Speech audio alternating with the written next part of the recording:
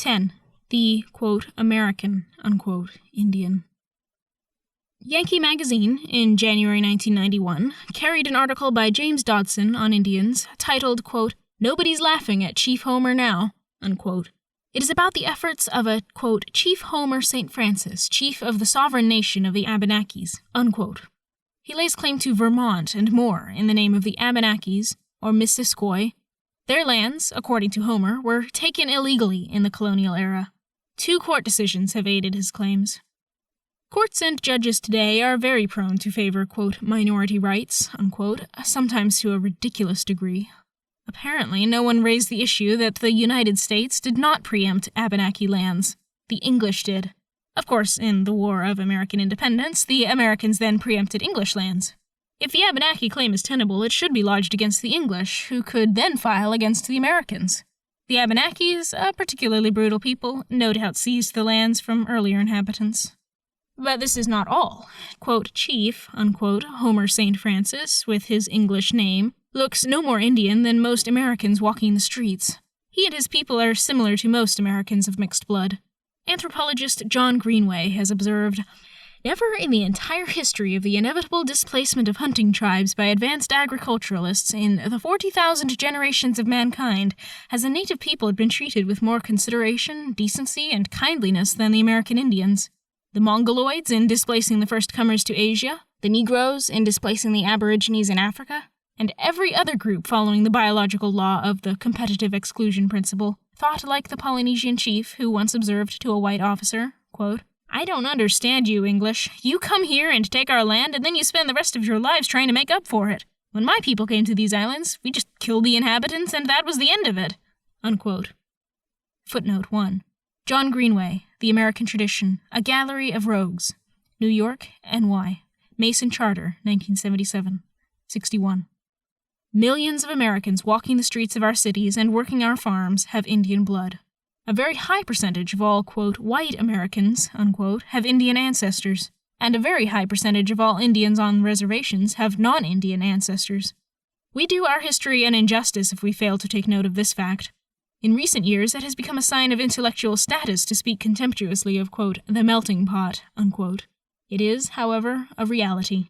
In my own family, all of whom came from Armenia and Russia from 1015 to 1925, there are now intermarriages with the following peoples: German, Dutch, Scottish, English, Hispanic, and more. The older Shoshone Indians, who remembered the old days well, regarded with amusement and disgust the champions of Indianization. Ironically, these men, who had been forcibly, in some instances, sent to Carlisle Indian School in Pennsylvania, came back with some status because of their learning and skills. Parents who had resisted surrendering their sons became proud of them. These boys grew up to be men who read weekly news magazines and daily papers. They knew that life as a hunting people was very meager. Elder Louis Dave, who as a boy hunted with a bow and arrow as his band roamed over a considerable distance, relished modern life. He knew how poor life and fare are when one must depend upon one's hunting, fighting, and food gathering. The myth of the golden age of the Indian past is a myth born of Rousseau. The zeal for the Indian past has been learned by Indians from white Americans. The American tourist hungers for a glimpse of Rousseau's world of primitive innocence and happy, carefree living. There is little interest in an Indian who is a successful cattleman or a university professor, but much interest in an Indian dance. Such dances usually involve fanciful recreations of Indian dress. The title, quote, chief, unquote, is an English and American invention. At first, Indian leaders, often so named by the English without tribal knowledge, were called, quote, kings, unquote. Later, they were demoted to, quote, chiefs, unquote. Apt learners, the Indians readily picked up on the cues given to them. They were adept at such things, as well as selling and reselling the same lands to white men. It is a myth to believe they were innocent and exploited. The white men were similarly looking after their own advantage. I was not only told that, quote, chief, unquote, was an English term, but also that the only comparable term that could be used in either Paiute or Shoshone had reference to a man who headed a war party. Our idea of a chief implies a presiding, governing officer. No such thing existed among most tribes.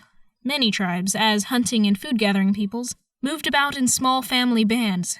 Only occasionally did a large number of bands come together. It is easier to understand Indian life if we think of families. A tribe is an extended family. In our families, there are no officials. Instead, there are parents and children. In a wandering band of 15 to perhaps even 50 Indians, there would be several fathers. Hunting, fishing, and food gathering would determine their movements, rather than a general order issued by one man. The Indians were an intelligent people, whose learning was directed towards hunting, fishing, and food gathering. Their knowledge of plants was extensive. Thanks to their intelligence, they had no problem in recognizing that the white man had skills, knowledge, and tools that they needed and wanted. The white man was not an, quote, invader, unquote, in our modern sense. Any Indian from another tribe or any other tribe's band trespassing on their hunting lands was an invader. But invasion was a way of life, and often a form of survival. True, the white man looked different and lived in a very different way, but the older Paiutes and Shoshones regarded the Southwest Indians as very peculiar and did not see them as, quote, Indians, unquote. In fact, they learned from the white man that they were, quote, Indians, unquote. They had no common term for the various peoples of North America. The distinction between, quote, whites, unquote, and, quote, Indians, unquote, was a learned one. Each tribe saw itself as, quote, the people, unquote. Others had particular names, but not they. An alien could be killed, or he could be adopted, and become one of, quote, the people, unquote. In terms of this, one can perhaps say of the Abenakis today that they represent a minimum of history and a great deal of fiction, a product of American ideas and myths. When we speak of American Indians, we are more accurate than we realize. Like us, they are an American product.